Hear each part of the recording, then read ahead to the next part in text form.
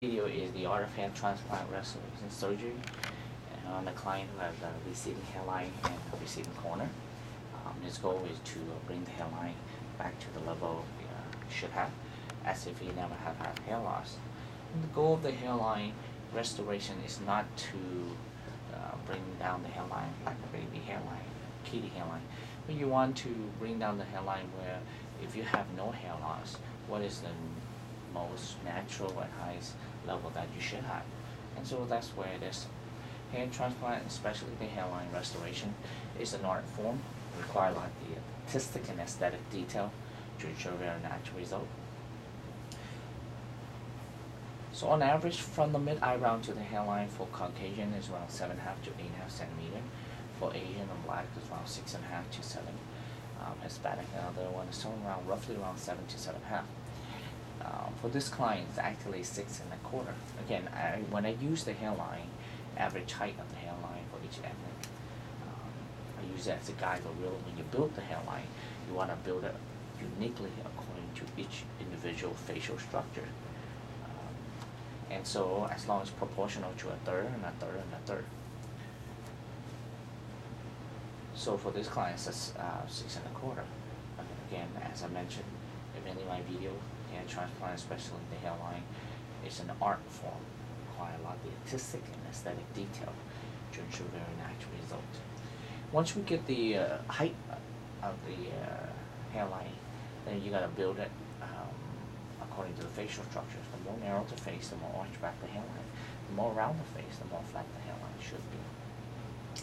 And then there's no hairline straight, so we zigzag through. So the line is an imaginary line, so we just zigzag through it.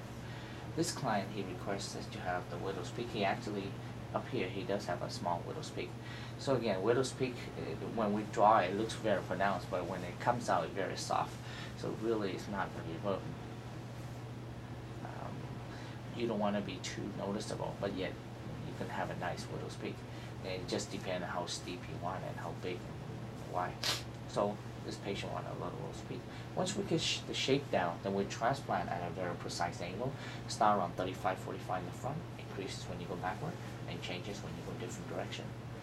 The precise angle is important. The selection of hair graft is important.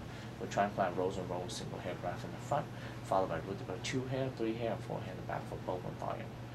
So this is the art of hair transplant on a client who has a receding hairline corner, frontal balding, and we'll be attempting around 1,500 grafts using the FUE method. As you know, FUE is versus the strip method. The FUE is the most advanced technology available and the least invasive of the two. It is the future. More and more clients opt to use the FUE. And I perform both the FUE and the strip. The strip method or the FUT is for clients that have complete hair loss from the front all the way to the back, class 5, 6. For a minimal hair loss like this, I always recommend the FUE. FUE leave minimal scar, less painful, less bleeding, like chance infection, no numbness and no scalp tightness. But the downside of the FUE is we have to shave it more extensive. On this client, you're going to shave the whole head. But not everybody gonna have to shave the whole head, but it's mandatory to shave from side to side. The other important factor is not only is the more extensive shaving, more expensive.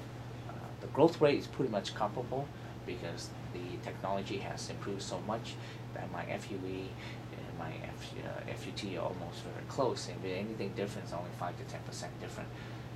With the FUE slightly less.